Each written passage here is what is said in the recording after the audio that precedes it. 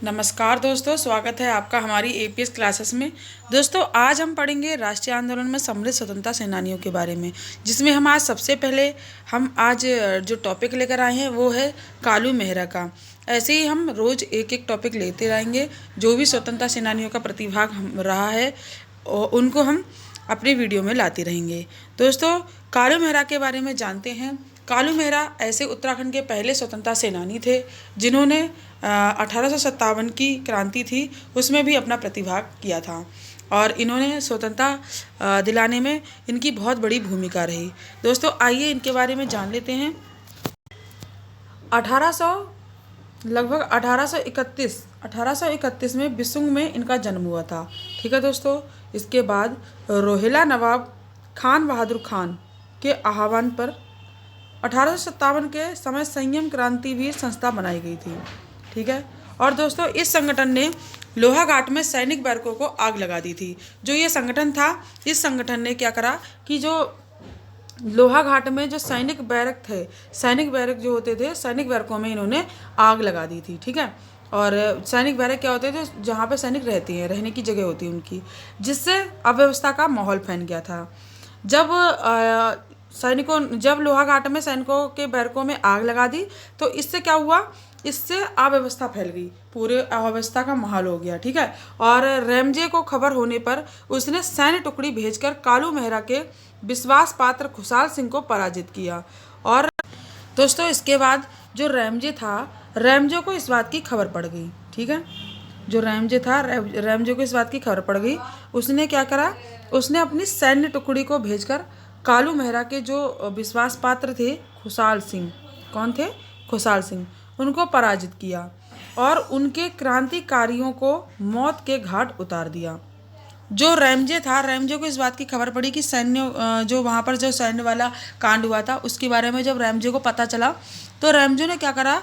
Ramsay ने अपनी सैनिक की टुकड़ी भेज दी और टुकड़ी भेजने के बाद जो कालू मेहरा था, कालू मेहरा का विश्वास पात्र था एक खुशाल सिंह, जो कि उसका बहुत ही मतलब विश्वास पात्र मित्र था, उसको उसने पराजित कर दिया। और बहुत सारे जो क्रांतिकारी थे, अनेकों क्रांतिकारियों को मौत के घाट उतार दिया। ठीक है दोस्तों। और इसके बाद कालू मेहरा ने इस घटना के बाद अल्मोड़ा कूच किया। जो कालू मेहरा थे, कालू मेहरा ने इस घटना के बाद जो थे वो अल्मोड़ा के में उन्होंने कूच कर दिया। ठीक है।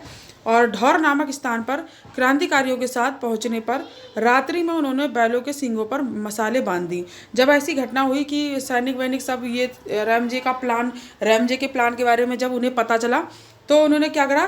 कालू मेहरा ने सूझबूझ से काम किया। उन्होंने अल्मोड़ा में जाके कूच कर दिया और अल्मोड़ा में कूच करने के बाद उन्होंने ढौर नामक स्थान पर, एक स्थान है, ढौर एक जगह का नाम है, ढौर नामक स्थान पर उन्होंने क्या करा कि अपने क्रांतिकारी जो थे उनके कुछ क्रांतिकारियों के साथ चले गए और क्रांतिकारियों के साथ जाके रात्रि में उन्होंने क्या करा? जब रात में अंधेरा बहुत सारा अंधेरा था तो रात में उन्होंने क्या करा कि जो बैल थे, बैलों के 2 सींग होते हैं, तो उन्होंने बैलों के दोनों सींगों पे मसाले बांध दी। जिससे क्या हुआ कि जो एक बैल के एक सींग पे एक मसाल, एक बैल के एक सींग पे एक मसाल, तो इस तरह से अगर 2 बैल होगा तो 4 मसाले दिखने लगी। इस तरह की संख्या बढ़ती गई। ऐसे करके बहुत सारी संख्याएं लगने लगी। तो ऐसा लगने लगा कि जैसे बहुत सारी दोस्तों, जिससे कि जब बैलों की जैसे मानो 100 बैलों को हमने मसाले लगा दी तो 100 बैलों के मसाले लगाने से ऐसा लग रहा है कि हाँ 200 लोग आ रहे हैं। 200 को लगाई तो 400 लोग आ रहे हैं। डबल संख्याएं लगने लगी क्योंकि बैलों के 2 सींग होते हैं, हर सींग पे मसाले।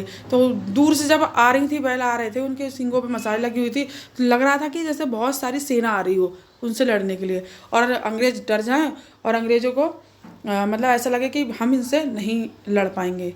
तो दोस्तों, अंग्रेज़ों ने इस भीड़ को देखकर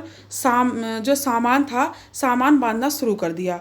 अंग्रेज़ों को ऐसा लगने लगा कि अरे बहुत भीड़ है, बहुत लोग हैं, हम इसका सामना नहीं कर पाएंगे। उन्होंने क्या करा? उन्होंने अपना सामान बांधना शुरू कर दिया और परिवारों को नैनीताल भेजने लगे और जो उनके परिवार थे अपने परिवारों को नैनीताल भेजने लगे। ठीक है। क्रांतिकारियों के अल्मोड़ा पहुंचने पर अंग्रेजी सेना के सामने ज़्यादा देर तक टिक नहीं सके।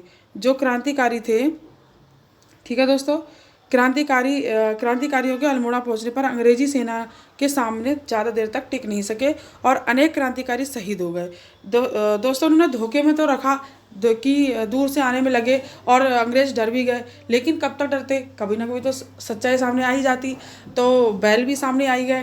तो दोस्तों, इस वजह से क्या हुआ कि बहुत ज़्यादा देर तक नहीं टिक पाए जो क्रांतिकारी थे, ठीक है। और इस वजह से बहुत सारे जो क्रांतिकारी थे उनको शहीद होना पड़ गया। इसके साथ ही कालू मेहरा जो थे, कालू मेहरा भागकर नेपाल सीमा तक की तरफ भाग गए। कालू मेहरा अपनी जान बचाकर नेपाल की सीमा की ओर भाग गए, ठीक है। और इसके बाद कुमाऊँ का प्रथम स्वतंत्रता संग्राम समाप्त हो गया। जो कुमाऊँ था, जो कुमाऊँ काली कुमाऊँ, इसका जो प्रथम स्वतंत्रता संग्राम था वो समाप्त हो चुका था, ठीक है। बाद में कालू मेहरा ने समर्पण कर दिया। उसके बाद जो कालू मेहरा ने अपना समर्पण कर दिया, ठीक है दोस्तों। अदालत में कार्यवाही चल रही थी। ऐसा माना जाता है, कुछ लोगों का कहना है कि कुछ विद्वानों का कहना है कि अदालत में कार्यवाही चल रही थी और सैकड़ों लोग ढोल नगाड़े के साथ अल्मोड़ा की तरफ आने लगे, जिससे भयभीत होकर कालू मेहरा को जेल से रिहा कर दिया गया। ऐसा माना जाता है कि जब अदालत में कार्रवाई चल रही थी, कालू मेहरा ने अपने आप को समर्पण कर दिया था और फिर अदालत में कार्रवाई चल रही थी, तो उस समय बहुत सारे लोग जो थे, सैकड़ों की संख्या में लोग जो थे ढोल नगाड़ों के साथ अल्मोड़ा की तरफ आने लगे। इस चीज़ से भयभीत होकर जो अल्मोड़ा जेल थी उसने जो है रिहा कर दिया, ठीक है। किसको? कालू मेहरा को, ठीक है।